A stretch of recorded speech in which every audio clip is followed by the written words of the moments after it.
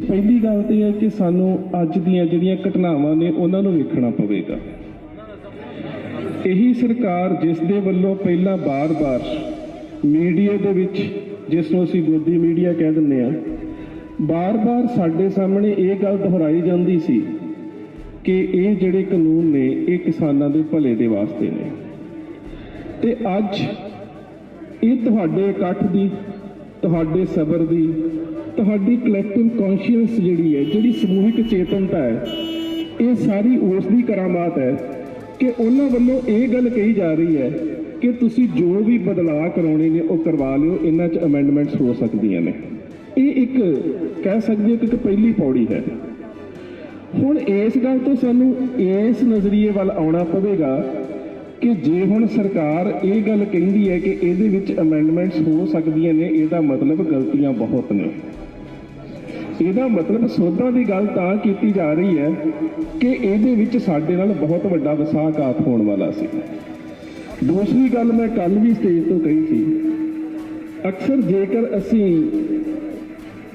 1947 तो बाद के वरतारे वेखते हैं तो असी तकरीबन संघर्ष के विच अपनी समूहिक चेतनता का, अपनी कलैक्टिव कॉन्शियसनैस का विखावा तो हमेशा किया है। पर जो टेबल टॉक की गल आउंदी सी, जो मेज़ के उपर गलबात की गल आउंदी सी, तो 1947 तो लैके हुण तक असी धोखे का शिकार होंदे रहे क्योंकि लीडरां दे हत्थ दे विच ताकत सी, वो सानू कठपुतलियां बना के वरतदे सी। इस वारी ये नज़रिया बिल्कुल उल्ट है कि ताकत जिहड़ी है लोकां दे हत्थ दे विच है। हुण लीडर दे कोल ये समर्था नहीं है कि तुहाडीआं भावनावां दे नाल खिलवाड़ कर सके जां तुहाडे हितां दे विरोध दे विच जाके कोई फैसला लै सके। उस तो अगली गल जेकर असीं वेखीए, मैं कल परसों की तुहाडे नाल गल करदा कि एक मीटिंग सी जिस दे विच भीम आर्मी दे जिहड़े मुखी ने वो बैठे सी, साडे नाल चंद्र शेखर रावण, हरियाणा किसान यूनियन के प्रधान गुरनाम सिंह सी, वीर सिंह वीर जी हुणे बैठी सी। असीं मीटिंग कीती कि मीटिंग का एजेंडा सी कि जिन्हां लोकां नूं ब्राह्मणवाद ने अनुसूचित जातियां कह के, दलित कह के एक वक्खरे दर्जे दे विच लै आंदा, साडे तो दूर कर दिता है, वो भी इस संघर्ष दे विच साडा साथ देण, क्योंकि तुसीं गुरु नानक साहब नूं ते मरदाने नूं वखरा करके वेख ही नहीं सकते। तुसीं किसान की जिहड़ी गुरु नानक साहब ने विचारधारा दित्ती है ते जिहड़ा मरदाने दा गुरु नानक साहब दे नाल रहना है, ਉਹਦੇ ਵਿੱਚ ਜਿਹੜੀ ਸਪਿਰਿਚੁਅਲਿਟੀ ਹੈ, ਆ ਤੁਹਾਡੇ ਸਾਹਮਣੇ ਬਾਬਾ ਬੰਦਾ ਸਿੰਘ ਬਹਾਦਰ ਦੀ ਤਸਵੀਰ ਲੱਗੀ ਹੈ ਨਾ, ਤੇ ਬਾਬਾ ਬੰਦਾ ਸਿੰਘ ਬਹਾਦਰ ਨੇ ਜਿਹੜਾ ਸਿੱਕਾ ਜਾਰੀ ਕੀਤਾ ਸੀ ਨਾ, ਉਹਦੇ ਸਿੱਕੇ ਦੇ ਸ਼ਬਦ ਸੀ, ਸਿੱਕਾ ਜਦ ਬਰ ਹਰ ਦੋ ਆਲਮ ਤੇਗ ਨਾਨਕ ਵਾਹਬ ਅਸਤ। ਉਹਦੀ ਮੋਹਰ ਦੇ ਸ਼ਬਦ ਸੀ, ਦੇਗੋ ਤੇਗੋ ਫਤਿਹ ਨੁਸਰਤ ਬੇਦ ਰੰਗ, ਇਹਨੂੰ ਕਹਿੰਦੇ ਐਵਰ ਲਾਸਟਿੰਗ ਪ੍ਰੋਸਪੈਰਿਟੀ, ਯਾਫਤ ਅਜ ਨਾਨਕ ਗੁਰੂ ਗੋਬਿੰਦ ਸਿੰਘ। सच जाणियो, जे असी गल कहते हैं कि बाबा बंदा सिंह बहादुर ने सानू जमीनां दे मालिक बनाया, तो जमीनां दे मालिक बनाउण दे समय जिहड़ी मोहर लगी सी, वो गुरु नानक साहब की विचारधारा दी सी। सो गुरु नानक साहब की विचारधारा दे विचों तुसीं किसान किसानी किरत नूं वखरा करके वेख ही नहीं सकते।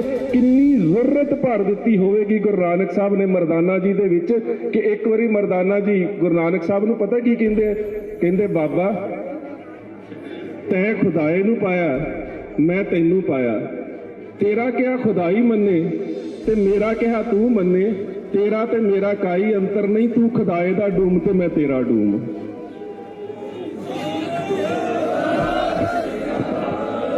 सो किरती ते किसान नूं कित्थे वखरा कर लवोगे, जिथे गुरु नानक साहब नूं मरदाना कहंदा है कि बाबा तू रब दा मरासी ते मैं तेरा मरासी है, ते दोवें मरासी साडे च फर्क कित्थे है, कित्थे वखरा करके असीं वेख लवांगे। सो जिहड़ी बाबा बंदा सिंह बहादुर ने सानू उस किरत दे नाल जोड़ के सानू जमीनां दे मालिक बनाया, ਉਹਦੇ ਵਿੱਚ ਜਦੋਂ ਤੁਸੀਂ ਦੇਖ ਫਤਿਹ ਨੂੰ ਐਨਾਲਾਈਜ਼ ਕਰੋਗੇ ਨਾ, ਉਹਦੇ ਵਿੱਚ ਸੋਸ਼ੀਓ ਰਿਲੀਜੀਓ ਐਥਿਕੋ ਜਿਹੜੀ ਇਸ ਸੰਦਰਭ ਦੀ ਗੱਲ ਆਵੇਗੀ ਕਿ ਰਾਜਨੀਤਿਕ ਸਮਾਜਿਕ ਆਰਥਿਕ ਔਰ ਇਹਦੇ ਤੋਂ ਇਲਾਵਾ ਰੂਹਾਨੀਅਤ ਦੀ ਚੇਤਨਤਾ, ਇਹ ਸਾਰੀ ਗੁਰੂ ਨਾਨਕ ਸਾਹਿਬ ਦੇ ਫਲਸਫੇ ਦੇ ਸਦਕੇ ਹੈ। ਤੇ ਅੱਜ ਦੇ ਇਸ ਇਕੱਠ ਦੇ ਵਿੱਚੋਂ ਇਹ ਗੱਲ ਠੀਕ ਹੈ, ਕਿਸਾਨ ਜਥੇਬੰਦੀਆਂ ਨੇ ਸਮੁੱਚੇ ਇਕੱਠ ਦੀ ਅਗਵਾਈ ਕੀਤੀ ਹੈ, पर इस सारे इकट्ठ के विचों जिहड़े पंथक जज्बात ने ना, जिन्होंने कभी प्रोफैसर पूरन सिंह ने एक गल कही थी ना, पंजाब जींदा गुरां दे नां ते, ਬਈ ਸਾਰੇ ਫੁੱਲ ਨੇ, ਹਿੰਦੂ ਵੀਰ ਆਏ ਨੇ ਉਹਨਾਂ ਦਾ ਸਵਾਗਤ ਹੈ, ਮੁਸਲਮਾਨ ਵੀਰ ਆਏ ਨੇ ਨਮਾਜ਼ ਪੜ੍ਹਦੇ ਨੇ ਸਾਨੂੰ ਚੰਗੇ ਲੱਗਦੇ ਨੇ। ਸਾਡਾ ਧਾਰਮਿਕ ਤੌਰ ਤੇ ਕਿਸੇ ਨਾਲ ਕੋਈ ਵੈਰ ਥੋੜਾ, ਅਸੀਂ ਤੇ ਕਹਿੰਦੇ ਸਭ ਕੋ ਮੀਠਾ ਮਾਬਨ ਕੀਨਾ ਹਮ ਸਭਨਾ ਕੇ ਸਾਜਨ, ਸਾਰੇ ਹੀ ਸਾਡੇ ਨੇ। ਪਰ ਸੱਚ ਜਾਣਿਓ ਸਾਰੇ ਜਿਹੜੇ ਨੇ ਆਪੋ ਆਪਣੀ ਵਿਚਾਰਧਾਰਾ 'ਚ ਸਰਵਾਈਵ ਪਤਾ ਕਿੱਥੇ ਕਰ ਸਕਦੇ ਨੇ, ਇਹ ਪ੍ਰਵਾਹਿਤ ਪ੍ਰਫੁੱਲਤ ਪਤਾ ਕਿੱਥੇ ਹੋ ਸਕਦੇ ਨੇ, ਜਿਹੜੀ ਵਿਚਾਰਧਾਰਾ ਗੁਰੂ ਨਾਨਕ ਸਾਹਿਬ ਨੂੰ ਨਾਲ ਲੈ ਕੇ ਤੁਰਦੀ ਹੈ। ਜਿੱਥੇ ਪ੍ਰੋਫੈਸਰ ਪੂਰਨ ਸਿੰਘ ਕਹਿੰਦੇ ਨੇ ਪੰਜਾਬ ਜਿਉਂਦਾ ਗੁਰਾਂ ਦੇ ਨਾਂ ਤੇ, ਸੱਚਮੁੱਚ ਗੁਰਾਂ ਦੇ ਨਾਮ ਤੇ ਜਿਉਂਦਾ। ਹੋ ਸਕਦਾ ਹੈ ਕਿਸੇ ਲੀਡਰ ਦੀ, ਮੈਂ ਇੱਕ ਗੱਲ ਹੋਰ ਵੀ ਦੱਸਾਂ, ਕੁਝ ਸ਼ਰਾਰਤਾਂ ਨੇ, ਉਹਨਾਂ ਨੂੰ ਸਮਝਣ ਦੀ ਲੋੜ ਹੈ। ਕੁਝ ਆਗੂ ਐਵੇਂ ਦੇ ਹੁੰਦੇ ਨੇ ਜਿਹੜੇ ਇਸ ਚੇਤਨਤਾ ਤੋਂ ਅਨਐਕਸਪੈਕਟਡ ਹੁੰਦੇ ਨੇ, ਉਹਨਾਂ ਨੂੰ ਪਤਾ ਨਹੀਂ ਹੁੰਦਾ ਕਿ ਇਹ ਇਕੱਠ ਕਾਹਦੇ ਕਰਕੇ, ਇਹਦੇ 'ਚ ਇੱਕ ਧਰਮ ਦੀ ਚੇਤਨਤਾ ਪ੍ਰਵਾਹਿਤ ਕਰ ਰਹੀ ਹੈ।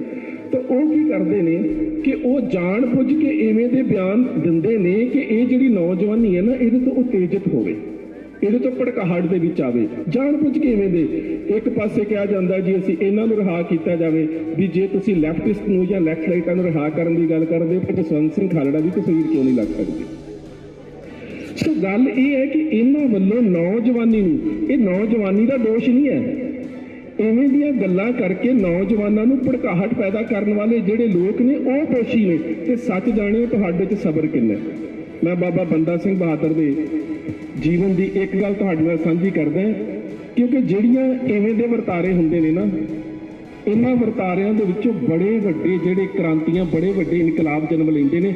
ਪਰ ਇੱਕ ਗੱਲ ਦਾ ਖਿਆਲ ਰੱਖਿਓ, ਜਿਹੜਾ ਇਨਕਲਾਬ ਲੋਕਾਂ ਦੇ ਵਾਸਤੇ ਨੈਤਿਕ ਕਦਰਾਂ ਕੀਮਤਾਂ ਦੀ ਗੱਲ ਕਰਦਾ ਹੈ ਨਾ, ਉਹ ਕਰਤੇ ਦੇ ਵਿੱਚੋਂ, ਕਰਤੇ ਦੀ ਕੀਰਤ ਦੇ ਵਿੱਚੋਂ, ਕੀਰਤ ਤੇ ਕਿਰਤ ਦੇ ਵਿੱਚੋਂ ਤੇ ਕਿਰਤ ਦੀ ਪੈਦਾ ਹੋਈ ਕ੍ਰਾਂਤੀ ਤੋਂ ਬਿਨਾਂ ਹੋ ਨਹੀਂ ਸਕਦਾ। ਤੁਸੀਂ ਕਰਤਾ ਪਰਮਾਤਮਾ, ਕਿਰਤ ਉਹਦੀ ਕੀਰਤ ਕਰਨੀ ਤੇ ਕ੍ਰਾਂਤੀ, ਇਹਨਾਂ ਚਾਰ ਚੀਜ਼ਾਂ ਨੂੰ ਵੱਖ ਕਰਕੇ ਨਹੀਂ ਵੇਖ ਸਕਦੇ। ਜਿਹੜੀ ਗੁਰੂ ਨਾਨਕ ਸਾਹਿਬ ਨੇ ਗੱਲ ਕੀਤੀ ਨਾ, ਮਨ ਹਾਲੀ ਕਿਰਸਾਨੀ ਕਰਨੀ, ਤੁਸੀਂ ਉਹਨੂੰ ਖੇਤ ਦੇ ਵਿੱਚ ਹੀ ਸਮਝ ਸਕਦੇ ਹੋ, ਪਰ ਉਹ ਗੱਲ ਸਮਝਣ ਦੀ ਰੂਹਾਨੀਅਤ ਹੀ ਹੈ। ਸੋ ਇਸ ਸਾਰੇ ਸੰਕਲਪ ਦੇ ਵਿੱਚੋਂ ਗੁਰੂ ਨਾਨਕ ਸਾਹਿਬ ਦੇ ਫਲਸਫੇ ਨੂੰ, ਗੁਰੂ ਸਾਹਿਬ ਦੀ ਵਿਚਾਰਧਾਰਾ ਨੂੰ ਤੁਸੀਂ ਰੱਦ ਕਰਕੇ ਨਹੀਂ ਵੇਖ ਸਕਦੇ। ਪਰ ਇਸ ਸਬਰ ਨੇ ਤੁਹਾਨੂੰ ਦੇਣਾ ਕੀ ਹੈ, ਪਰ ਜੋ ਦੇਣਾ ਹੈ ਉਹਦੇ ਵਾਸਤੇ ਸਾਡੀ ਲੀਡਰਸ਼ਿਪ ਦਾ ਪੈਰਾਮੀਟਰ ਕੀ ਹੋਏ। ਮੈਂ ਤੁਹਾਨੂੰ ਇੱਕ ਉਦਾਹਰਨ ਦਿੰਦਾ ਕਿੰਨੇ ਵੱਡੇ ਸਬਰ ਦੀ ਲੋੜ ਹੈ। ਚਮਕੌਰ ਦੀ ਗੜੀ ਦਾ ਵਰਤਾਰਾ ਬੜਾ ਹੋਰ ਤਰ੍ਹਾਂ ਦਾ ਸੀ, ਗੁਰਦਾਸ ਨੰਗਲ ਦਾ ਵਰਤਾਰਾ ਬੜਾ ਹੋਰ ਤਰ੍ਹਾਂ ਦਾ ਸੀ। ਪਰ ਗੁਰਦਾਸ ਨੰਗਲ ਤੋਂ ਬਾਅਦ ਦੇ ਵਿੱਚ ਬਾਬਾ ਬੰਦਾ ਸਿੰਘ ਬਹਾਦਰ ਦੀ ਜਿਹੜੀ ਸ਼ਹਾਦਤ ਹੋਈ ਹੈ ਖਵਾਜਾ ਬਖਤਿਆਰ ਕਾਕੀ ਦੀ ਦਰਗਾਹ ਦੇ ਸਾਹਮਣੇ, ਗੁਰੂ ਕਿਰਪਾ ਕਰੇ ਦਿੱਲੀ ਦੇ ਵਿੱਚ ਵੜਾਂਗੇ ਤੇ ਉਸ ਅਸਥਾਨ ਦੇ ਦੀਦਾਰ ਜ਼ਰੂਰ ਕਰਕੇ ਜਾਇਓ। ਖਵਾਜਾ ਬਖਤਿਆਰ ਕਾਕੀ ਦੀ ਦਰਗਾਹ ਕੁਤਬ ਮੀਨਾਰ ਦੇ ਕੋਲ ਹੈ, ਉਹਦੇ ਨਾਲ ਬਹਾਦਰ ਸ਼ਾਹ ਦੇ ਪਰਿਵਾਰ ਦੀਆਂ 4 ਕਬਰਾਂ ਨੇ ਤੇ ਉਹਦੇ ਨਾਲ ਬਾਬਾ ਬੰਦਾ ਸਿੰਘ ਬਹਾਦਰ ਦਾ ਸ਼ਹੀਦੀ ਸਥਾਨ ਹੈ। 25 ਜੂਨ 1716 ਗ੍ਰੈਗੋਰੀਅਨ ਕੈਲੰਡਰ ਦੇ ਮੁਤਾਬਕ, ਜੂਲੀਅਨ ਕੈਲੰਡਰ ਤੇ ਪੁਰਾਤਨ ਤਰੀਕਾਂ ਦੇ ਮੁਤਾਬਕ 9 ਜੂਨ 1716। ਲਿਖਤ ਜਿਸ ਦਾ ਮੈਂ ਹਵਾਲਾ ਦੇਣ ਲੱਗਾ ਫਾਰਸੀ ਦੀ ਕਿਤਾਬ ਹੈ ਮੁਹੰਮਦ ਕਾਸਿਮ ਔਰੰਗਾਬਾਦੀ ਦੀ ਲਿਖੀ ਹੋਈ ਅਹਿਵਾਲ ਉਲ ਖਵਾਕੀਨ। ਦੇਸ਼ ਦਾ ਉਸ ਵੇਲੇ ਦਾ ਬਾਦਸ਼ਾਹ ਫਰਕਸੀਅਰ ਤੇ ਦਿੱਲੀ ਦਾ ਫੌਜਦਾਰ ਸਰਬਰਾ ਖਾਨ ਦਾ ਅੱਗੋਂ ਵਜ਼ੀਰ ਮੁਹੰਮਦ ਕਾਸਿਮ ਆਤਿਸ਼ਬਾਰ ਜਿਸ ਨੂੰ ਕਿਹਾ ਜਾਂਦਾ ਸੀ, ਇਹ ਸਾਰੇ ਬੈਠੇ ਹੋਏ ਨੇ ਤੇ ਸਾਹਮਣੇ ਕੌਮ ਦਾ ਜਰਨੈਲ ਬੰਦਾ ਸਿੰਘ ਬਹਾਦਰ ਹੈ। ਬਾਬਾ ਬੰਦਾ ਸਿੰਘ ਬਹਾਦਰ ਦੇ 25 ਜਰਨੈਲਾਂ ਦੇ ਸਿਰ, ਜਿਨ੍ਹਾਂ ਦੇ ਨਾਮ ਤੁਸੀਂ ਸੁਣੇ ਨੇ, ਬਾਬਾ ਬਾਜ ਸਿੰਘ, ਬਾਬਾ ਰਤਨ ਸਿੰਘ, ਦਇਆ ਸਿੰਘ, ਬਾਬਾ ਰਣ ਸਿੰਘ, ਗੁਲਾਬ ਸਿੰਘ ਮੀਰ ਬਖਸ਼ੀ, ਉਸ ਤੋਂ ਇਲਾਵਾ ਭਗਵੰਤ ਸਿੰਘ, ਕੌਰ ਸਿੰਘ, ਇਹ 5 ਭਰਾ ਸੀ। ਇਹਨਾਂ ਸਾਰੇ 25 ਜਰਨੈਲਾਂ ਦੇ ਜਿਹੜੇ ਸਿਰ ਨੇ ਨੇਜਿਆਂ ਦੇ ਉੱਪਰ ਟੰਗੇ ਹੋਏ ਨੇ। ਵਿਚਕਾਰ ਕੌਮ ਦਾ ਜਰਨੈਲ ਨੇਤਰ ਬੰਦ ਕਰਕੇ ਬੈਠਾ ਹੈ ਤੇ ਉਸ ਵੇਲੇ ਦਿੱਲੀ ਦੇ ਹਾਕਮ ਸਰਬਰਾ ਖਾਨ ਨੇ ਇੱਕ ਗੱਲ ਕਹੀ ਹੈ, ਕਹਿੰਦਾ ਬੰਦਾ ਸਿੰਘ ਬਹਾਦਰ ਅੱਖਾਂ ਕਿਉਂ ਬੰਦ ਕਰ ਲਈਆਂ ਨੇ? ਕੀ ਗੱਲ ਆਪਣੇ ਜਰਨੈਲਿਆਂ ਦੇ ਨੇਜਿਆਂ ਦੇ ਉੱਪਰ ਟੰਗੇ ਹੋਏ ਸਿਰ ਨਹੀਂ ਵੇਖੇ ਗਏ? ਕੀ ਗੱਲ ਜ਼ਮੀਨ ਦੇ ਉੱਪਰ ਵਿਛਿਆ ਹੋਇਆ ਖੂਨ ਦਾ ਗਲੀਚਾ ਨਹੀਂ ਵਿਖਿਆ ਗਿਆ? ਅੱਖਾਂ ਕਿਉਂ ਬੰਦ ਕਰ ਲਈਆਂ ਨੇ? ਤੂੰ ਤਾਂ ਸੁਣਿਆ ਸੀ ਬੜਾ ਬਹਾਦਰ ਹੈ, ਪਰ ਆਪਣੇ ਜਰਨੈਲਾਂ ਦੇ ਨੇਜਿਆਂ ਤੇ ਟੰਗੇ ਹੋਏ ਸਿਰ ਵੇਖ ਕੇ ਅੱਖਾਂ ਕਿਉਂ ਬੰਦ ਕਰ ਲਈਆਂ ਨੇ? ਕੌਮ ਦੇ ਜਰਨੈਲ ਨੇ ਅੱਖਾਂ ਖੋਲੀਆਂ ਤੇ ਬੜੀ ਜ਼ਰੂਰਤ ਦੇ ਨਾਲ ਕਹਿੰਦਾ ਫਰਕਸੀਅਰ ਤੇ ਸਰਬਰਾ ਖਾਨ ਦੋਵੇਂ ਬੈਠੇ ਸੀ। ਕਹਿੰਦਾ ਮੇਰੀ ਗੱਲ ਸੁਣੋ, ਮੈਂ ਅੱਖਾਂ ਇਸ ਕਰਕੇ ਬੰਦ ਨਹੀਂ ਕੀਤੀਆਂ ਕਿ ਮੈਂ ਇਹਨਾਂ ਜਰਨੈਲਾਂ ਦਾ ਜ਼ਮੀਨ ਤੇ ਵਿਛਿਆ ਖੂਨ ਨਹੀਂ ਵੇਖ ਸਕਦਾ। ਮੈਂ ਅੱਖਾਂ ਇਸ ਕਰਕੇ ਬੰਦ ਨਹੀਂ ਕੀਤੀਆਂ ਕਿ ਮੈਂ ਆਪਣੇ ਜਰਨੈਲਾਂ ਦੇ ਨੇਜਿਆਂ ਦੇ ਉੱਪਰ ਟੰਗੇ ਹੋਏ ਸਿਰ ਨਹੀਂ ਵੇਖ ਸਕਦਾ। ਮੈਂ ਤੇ ਅੱਖਾਂ ਬੰਦ ਕਰਕੇ ਕਲਗੀਧਰ ਪਾਤਸ਼ਾਹ ਗੁਰੂ ਗੋਬਿੰਦ ਸਿੰਘ ਮਹਾਰਾਜ ਦੇ ਚਰਨਾਂ ਦੇ 'ਚ ਅਰਦਾਸ ਕਰ ਰਿਹਾ ਸੀ, ਮੇਰਾ ਦੇ ਸਾਈਂ ਜਿਹੜੇ ਮੇਰੇ ਤੋਂ ਬਾਅਦ ਦੇ ਵਿੱਚ ਸੰਘਰਸ਼ 'ਚ ਆਏ ਉਹ ਪਹਿਲਾਂ ਤੇਰੀ ਗੋਦ ਵਿੱਚ ਚਲੇ ਗਏ, ਮੇਰੀ ਸ਼ਹਾਦਤ ਵਾਸਤੇ ਦੇਰੀ ਕਿਉਂ ਕੀਤੀ ਜਾ ਰਹੀ ਹੈ?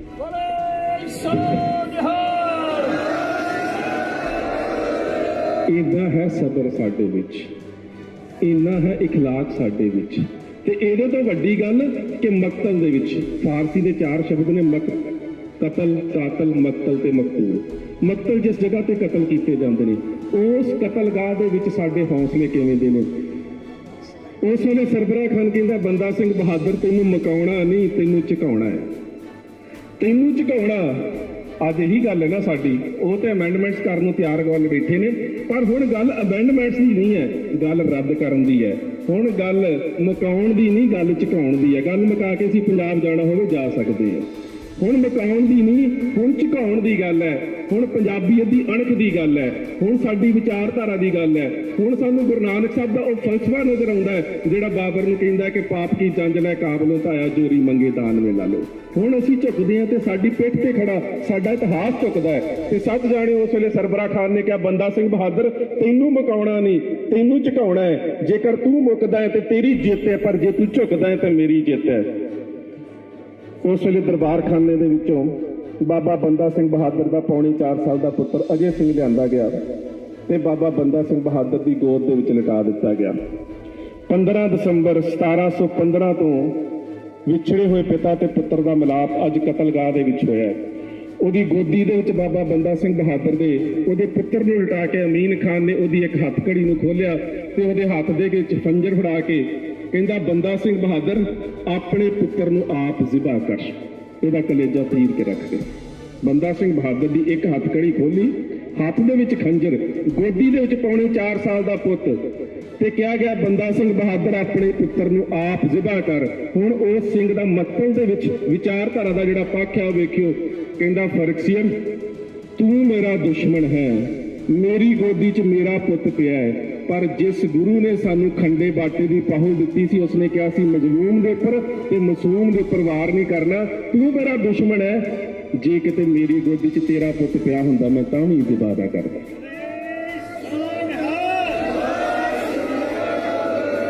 ਇਹ ਤਾਂ ਮੇਰਾ ਪੁੱਤ ਹੈ ਨਾ, ਜੇ ਕਿਤੇ ਮੇਰੀ ਗੋਦੀ ਤੇਰਾ ਪੁੱਤ ਪਿਆ ਹੁੰਦਾ, ਤੂੰ ਮੇਰਾ ਦੁਸ਼ਮਣ ਹੈ, ਤੂੰ ਤਾਂ ਵੀ ਜ਼ਬਾਨਾ ਕਰਦਾ। ਸਾਡੇ ਅਸੂਲ ਤਾਂ ਐਵੇਂ ਦੇ ਨੇ, ਸਾਡੀ ਵਿਚਾਰਧਾਰਾ ਤਾਂ ਐਵੇਂ ਦੀ ਆ। ਅਖੀਰ ਉਸ ਬੱਚੇ ਨੂੰ ਲੱਤ ਤੋਂ ਫੜ ਕੇ ਖਿੱਚਿਆ ਗਿਆ, ਜਿਸਮ ਦੇ ਟੁਕੜੇ ਟੁਕੜੇ ਕਰਕੇ ਉਹਦਾ ਹਾਰ ਪਰੋ ਕੇ ਬਾਬਾ ਬੰਦਾ ਸਿੰਘ ਬਹਾਦਰ ਦੇ ਗਲ ਦੇ ਵਿੱਚ ਪਾ ਦਿੱਤਾ। ਉਹਦਾ ਖੂਨ ਬਾਬਾ ਬੰਦਾ ਸਿੰਘ ਬਹਾਦਰ ਦੇ ਚਿਹਰੇ ਤੇ ਮਲ ਦਿੱਤਾ। ਉਹਦਾ ਕੱਟਿਆ ਹੋਇਆ ਸਿਰ ਬੰਦਾ ਸਿੰਘ ਬਹਾਦਰ ਦੀ ਗੋਦੀ 'ਚ ਰੱਖ ਕੇ ਸਰਬਰਾਹ ਖਾਨ ਕਹਿੰਦਾ ਬੰਦਾ ਸਿੰਘ ਬਹਾਦਰ ਮੁਸਕਰਾ ਕਿਉਂ ਰਿਹਾ ਹੈ? ਪਾਗਲ ਹੋ ਗਿਆ? ਆਪਣੇ ਪੁੱਤਰ ਦੀ ਮੌਤ ਨਹੀਂ ਜਰੀ ਗਈ? ਤੇਰੇ ਚਿਹਰੇ ਤੇ ਮੁਸਕਰਾਹਟ ਕਿਸ ਗੱਲ ਦੀ ਹੈ? ਕਹਿੰਦਾ ਮੁਸਕਰਾਹਟ ਇੱਕ ਗੱਲ ਦੀ ਹੈ ਕਿ ਜਿਹੜਾ ਥੋੜਾ ਜਿਹਾ ਕਰਜ਼ਾ ਰਹਿੰਦਾ ਸੀ ਤੂੰ ਉਹ ਵੀ ਲਾ ਦਿੱਤਾ ਹੀ। ਜਿਸ ਗੁਰੂ ਨੇ ਮੈਨੂੰ ਖੰਡੇ ਬਾਟੇ ਦੀ ਪਾਹੁਲ ਦਿੱਤੀ ਸੀ, ਉਸਨੇ ਮੇਰੀ ਝੋਲੀ ਦੇ ਵਿੱਚ ਆਪਣੇ 4 ਪੁੱਤਰਾਂ ਦੇ ਸਿਰ ਪਾਏ ਸੀ। ਅੱਜ ਮੈਂ ਸੁਰਖਰੂ ਹੋ ਗਿਆ ਕਿ ਆਪਣੇ ਪੁੱਤਰ ਦਾ ਸਿਰ ਆਪਣੀ ਗੋਦ 'ਚ ਲੈ ਕੇ ਗੁਰੂ ਦੀ ਗੋਦ 'ਚ ਆ ਰਿਹਾ।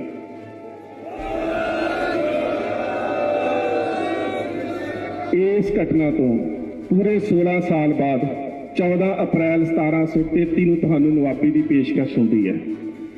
ਤੇ ਉਸ ਵੇਲੇ ਹੁਣ ਪੰਥ ਦੀ ਲੀਡਰਸ਼ਿਪ ਜਿਹੜੀ ਉਹ ਕਿਵੇਂ ਦੀ ਹੋਵੇ ਉਹ ਤੁਸੀਂ ਸੋਚ ਲਿਓ। ਨਵਾਬੀ ਲੈ ਕੇ ਆਉਂਦੇ ਨੇ ਜ਼ਕਰੀਆ ਖਾਨ ਦੇ ਵੱਲੋਂ ਸਰਦਾਰ ਸ਼ਬੇਕ ਸਿੰਘ, ਜਿਨ੍ਹਾਂ ਨੂੰ ਬਾਅਦ ਵਿੱਚ ਚੱਕਰੀ ਤੇ ਚੜ੍ਹ ਕੇ ਸ਼ਹੀਦ ਕੀਤਾ ਗਿਆ ਸੀ। ਨਵਾਬੀ ਸਭ ਤੋਂ ਪਹਿਲਾਂ ਆ ਕੇ ਦਿੰਦੇ ਨੇ ਕੌਮ ਦੇ ਉਸ ਵੇਲੇ ਦੇ ਜਥੇਦਾਰ ਦਰਬਾਰਾ ਸਿੰਘ ਉਹਨਾਂ ਨੂੰ। ਤੇ ਦਰਬਾਰਾ ਸਿੰਘ ਦਾ ਜਵਾਬ ਪਤਾ ਕੀ ਹੈ? ਕਿਉਂਕਿ ਸਿੱਖਾਂ ਦਾ ਆਗੂ ਹੈ, ਰਾਜਨੀਤਿਕ ਨਜ਼ਰੀਏ ਤੋਂ ਜਵਾਬ ਦਿੰਦਾ ਹੈ। ਉਹ ਪਤਾ ਕੀ ਕਹਿੰਦਾ ਹੈ? ਕਹਿੰਦਾ, ਹਮ ਰਾਖਤ ਪਾਤਸ਼ਾਹੀ ਦਾਵਾ ਜਾਂ ਇਤਕੋ ਜਾਂ ਅਗਲੋ ਪਾਵਾ, ਵੀ ਅਸੀਂ ਤਾਂ ਪਾਤਸ਼ਾਹੀ ਦਾਅਵੇ ਵਾਲੇ ਆ, ਅਸੀਂ ਖੈਰਾਤ ਦੇ ਵਿੱਚ ਕੁਝ ਨਹੀਂ ਲੈਣਾ। ਅੱਜ ਵੀ ਸੋਚਿਓ, ਖੈਰਾਤ ਦੇ ਵਿੱਚ ਅਮੈਂਡਮੈਂਟ ਸਾਨੂੰ ਪ੍ਰਵਾਨ ਨਹੀਂ, ਅਸੀਂ ਖੈਰਾਤ ਦੇ ਵਿੱਚ ਕੁਝ ਨਹੀਂ ਲੈਣਾ, ਸਾਨੂੰ ਤਾਂ ਗੁਰੂ ਨਾਨਕ ਸਾਹਿਬ ਨੇ ਪਾਤਸ਼ਾਹੀ ਦਿੱਤੀ ਹੈ। ਇਹਨਾਂ ਤੋਂ ਬਾਅਦ ਨਵਾਬੀ 5 ਸਿੰਘਾਂ ਦੇ ਅੱਗੇ ਰੱਖੀ ਗਈ ਤੇ ਉਹ 5 ਸਿੰਘ ਵਿਚਾਰ ਕਰਨ ਤੋਂ ਬਾਅਦ ਪਤਾ ਕੀ ਜਵਾਬ ਦਿੰਦੇ ਨੇ? ਕਹਿੰਦੇ, ਹਮ ਕੋ ਪਾਤਸ਼ਾਹੀ ਨਾਨਕ ਦਈ, ਹਮ ਰਾਖਤ ਪਾਤਸ਼ਾਹੀ ਦਾਵਾ। ਗੁਰੂ ਨਾਨਕ ਨੇ ਜਿਹੜੀ ਸਾਨੂੰ ਪਾਤਸ਼ਾਹੀ ਦਿੱਤੀ ਹੈ, ਇਹਦੇ ਤੋਂ ਵੱਡੀ ਤਾਂ ਬਾਦਸ਼ਾਹੀ ਹੋ ਹੀ ਨਹੀਂ ਸਕਦੀ, ਅਸੀਂ ਖੈਰਾਤ ਦੇ ਵਿੱਚ ਕੁਝ ਨਹੀਂ ਲੈ ਸਕਦੇ। ਅਖੀਰ ਦੇ ਵਿੱਚ ਸਾਹਿਬ ਸ੍ਰੀ ਗੁਰੂ ਗ੍ਰੰਥ ਸਾਹਿਬ ਮਹਾਰਾਜ ਤੋਂ ਹੁਕਮ ਲਿਆ ਗਿਆ ਤੇ ਹੁਕਮ ਪਤਾ ਕੀ ਆਇਆ? ਟਹਿਲ ਮਹਿਲ ਤਾਂ ਕੋ ਮਿਲੇ ਜਾ ਕੋ ਸਾਧ ਕਿਰਪਾਲ। ਕਹਿੰਦੇ ਨਵਾਬੀ ਉਹਦੀ ਝੋਲੀ 'ਚ ਪਾ ਦਿਓ ਜਿਹੜਾ ਸੰਗਤ ਦੇ ਵਿੱਚ ਸੇਵਾ ਕਰ ਰਿਹਾ ਹੈ। ਤੇ ਸੰਗਤ ਦੇ ਵਿੱਚ ਸੇਵਾ ਕਰ ਰਿਹਾ ਸੀ ਫੈਜ਼ਲਪੁਰੇ ਦਾ ਸਰਦਾਰ ਨਵਾਬ ਸਿੰਘ, ਜਿਹੜਾ ਬਾਅਦ ਦੇ ਵਿੱਚ ਨਵਾਬ ਕਪੂਰ ਸਿੰਘ ਬਣਦਾ। ਸਰਦਾਰ ਕਪੂਰ ਸਿੰਘ ਸੇਵਾ ਕਰ ਰਿਹਾ ਸੀ। ਤੇ ਜਦੋਂ ਉਹਨੂੰ ਕਿਹਾ ਕਿ ਨਵਾਬੀ ਤੂੰ ਲੈ ਲੈ, ਉਹ ਕਹਿੰਦਾ, ਹਮ ਕੋ ਲੋੜ ਨਵਾਬੀ ਨਾ ਹੀ, ਹਮ ਕੋ ਪਾਤਸ਼ਾਹੀ ਨਾਨਕ ਦਈ। ਫਿਰ ਵੀ ਕਹਿੰਦੇ ਤੂੰ ਨਵਾਬੀ ਲੈ। ਕਹਿੰਦਾ, ਫਿਰ ਮੇਰੀਆਂ 3 ਸ਼ਰਤਾਂ ਨੇ। ਸਾਨੂੰ ਇਵੇਂ ਦੀ ਲੀਡਰਸ਼ਿਪ ਦੀ ਲੋੜ ਹੈ। ਕਹਿੰਦਾ ਫਿਰ ਮੇਰੀਆਂ 3 ਸ਼ਰਤਾਂ ਨੇ। ਪਹਿਲੀ ਗੱਲ ਤਾਂ ਨਵਾਬੀ 5 ਸਿੰਘਾਂ ਨੂੰ ਇਹਨਾਂ ਦੇ ਪੈਰਾਂ ਨੂੰ ਛਹਾ ਕੇ ਮੇਰੀ ਝੋਲੀ 'ਚ ਪਾਈ ਜਾਵੇ। ਦੂਜੀ ਗੱਲ, ਮੈਂ ਤਖਤ ਲਗਾ ਕੇ ਨਹੀਂ ਬੈਠਣਾ। ਤੇ ਤੀਜੀ ਗੱਲ ਕਿ ਜਿਹੜੀ ਮੈਂ ਦਲ ਦੇ ਘੋੜਿਆਂ ਦੀ ਸਾਂਭ ਸੰਭਾਲ ਦੀ ਸੇਵਾ ਕਰਦਾ ਮੇਰੇ ਕੋਲੋਂ ਵਾਪਸ ਨਾ ਲਈ ਜਾਵੇ। ਸੋ ਇਹ ਸਾਡੇ 18ਵੀਂ ਸਦੀ ਦੇ ਆਗੂ ਸੀ। ਅਸੀਂ ਉਹਨਾਂ ਦੇ ਜਿਹੜੇ ਸਾਨੂੰ ਦਿੱਤਾ ਹੋਇਆ, ਜਿਹੜਾ ਬਖਸ਼ਿਆ ਹੋਇਆ ਇਤਿਹਾਸ ਹੈ, ਅਸੀਂ ਉਹਦੇ ਵਿੱਚੋਂ ਅੱਜ ਦੇ ਸੰਘਰਸ਼ ਦੀ ਰੌਸ਼ਨੀ ਲੈਣੀ ਹੈ। ਤੇ ਮਾਫ ਕਰਨਾ, ਜਦੋਂ ਅਸੀਂ ਫਿਰ ਮੈਂ ਉਸੇ ਗੱਲ ਤੇ ਸਮਾਪਤੀ ਕਰਾਂ, ਜਦੋਂ ਅਸੀਂ ਪੰਜਾਬ ਦੀ ਗੱਲ ਕਰਦੇ ਹਾਂ ਤਾਂ ਜਿੱਥੇ ਜਾ ਕੇ ਪ੍ਰੋਫੈਸਰ ਪੂਰਨ ਸਿੰਘ ਨੇ ਗੱਲ ਕਰ ਦਿੱਤੀ ਹੈ ਕਿ ਪੰਜਾਬ ਜਿਉਂਦਾ ਗੁਰਾਂ ਦੇ ਨਾਂ ਤੇ, ਇਸ ਸਾਰੇ ਸੰਘਰਸ਼ ਦੇ ਵਿੱਚੋਂ ਤੁਸੀਂ ਕੌਮ ਦੀ ਵਿਚਾਰਧਾਰਾ ਨੂੰ ਮਨਫੀ ਨਹੀਂ ਕਰ ਸਕਦੇ। ਇਸ ਵਿਚਾਰਧਾਰਾ ਨੂੰ ਮਨਫੀ ਕਰਕੇ ਨਹੀਂ ਵੇਖ ਸਕਦੇ। ਮੈਂ ਤੁਹਾਨੂੰ ਦੱਸਣ ਲੱਗਾ ਸੀ ਕਿ ਜਦੋਂ ਅਸੀਂ ਚੰਦਰ ਸ਼ੇਖਰ ਦੇ ਨਾਲ ਮੀਟਿੰਗ ਕੀਤੀ ਤੇ ਉਹਨਾਂ ਨੇ ਖਬਰ ਕੀ ਲਾਈ ਮੇਰੇ ਬਾਰੇ, ਕਹਿੰਦੇ ਕਿ ਖਾਲਿਸਤਾਨੀ ਇਤਿਹਾਸਕਾਰ ਜਿਹੜਾ ਇੱਥੇ ਭੜਕਾਉਣ ਦੀ ਕੋਸ਼ਿਸ਼ ਕਰ ਰਿਹਾ। ਇੱਕ ਬੱਚੀ ਸਾਡੇ ਕੋਲ ਆਈ, ਉਹ ਇੱਕ ਦਿਨ ਸਾਡੇ ਕੋਲ ਰਹੀ ਤੇ ਬਾਅਦ ਦੇ ਵਿੱਚ ਮੈਨੂੰ ਕਹਿੰਦੀ ਜੇ ਤੁਹਾਡੇ ਵਰਗੇ ਲੋਕ ਖਾਲਿਸਤਾਨੀ ਹੈ ਤੇ ਮੈਂ ਵੀ ਫਿਰ ਖਾਲਿਸਤਾਨੀ ਹਾਂ।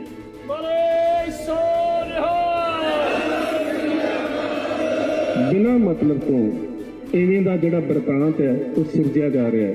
ਅਸੀਂ ਇਸ ਤੋਂ ਬਚ ਕੇ ਰਹਿਣਾ ਹੈ। ਕੁਝ ਉਹ ਲੋਕ ਨੇ ਜਿਹੜੇ ਜਾਣ-ਬੁੱਝ ਕੇ ਸਾਨੂੰ ਭੜਕਾ ਕੇ ਇਸ ਸੰਘਰਸ਼ ਨੂੰ ਜਿਹੜਾ ਉਹ ਤਾਰ-ਪੀੜੋ ਕਰਨਾ ਚਾਹੁੰਦੇ ਨੇ, ਸਾਨੂੰ ਵੰਡਣਾ ਚਾਹੁੰਦੇ ਨੇ। ਪਰ ਇੱਕ ਗੱਲ ਦਾ ਖਿਆਲ ਰੱਖਿਓ ਕਿ ਜਦੋਂ ਜੰਗ ਜ਼ਬਰ ਦੇ ਨਾਲ ਹੋਵੇ ਉਦੋਂ ਜਿਹੜੀ ਜਿੱਤ ਹੈ ਸਬਰ ਦੇ ਵਿੱਚ ਲੁਕੀ ਹੁੰਦੀ ਹੈ। ਇਹ ਗੱਲ ਠੀਕ ਹੈ ਕਿ ਬਹੁਤ ਕੁਝ ਜੇ ਭਵਿੱਖ ਦੇ ਗਰਭ ਦੇ ਵਿੱਚ ਹੋਵੇਗਾ, ਕੱਲ ਨੂੰ ਕੀ ਹੋਣਾ ਕਿਸੇ ਨੂੰ ਨਹੀਂ ਪਤਾ। ਪਰ ਅੱਜ ਜੇਕਰ ਤੁਸੀਂ ਇਸ ਜ਼ਾਲਮ ਸਰਕਾਰ ਦੇ ਜ਼ਬਰ ਨੂੰ ਝੁਕਣ ਦੇ ਵਾਸਤੇ ਮਜਬੂਰ ਕਰ ਸਕਦੇ ਹੋ ਤੇ ਤੁਹਾਡੇ ਕੋਲ ਸਭ ਤੋਂ ਵੱਡਾ ਹਥਿਆਰ ਸਬਰ ਹੈ। ਤੇ ਮੇਰੇ ਖਿਆਲ ਦੇ ਨਾਲ ਜਿਹੜੀ ਮੈਂ ਉਦਾਹਰਨ ਦਿੱਤੀ ਹੈ, ਇਹਦੇ ਤੋਂ ਵੱਡੀ ਸਬਰ ਦੀ ਮਿਸਾਲ ਕੋਈ ਨਹੀਂ ਹੋ ਸਕਦੀ ਕਿ ਗੋਦ ਦੇ ਵਿੱਚ ਪੁੱਤ ਜ਼ਿਬਾ ਹੋ ਰਿਹਾ ਹੋਵੇ ਤੇ ਬਾਪ ਕਹਿ ਰਿਹਾ ਹੋਵੇ ਕਿ ਮੇਰੀ ਗੋਦੀ 'ਚ ਦੁਸ਼ਮਣ ਦਾ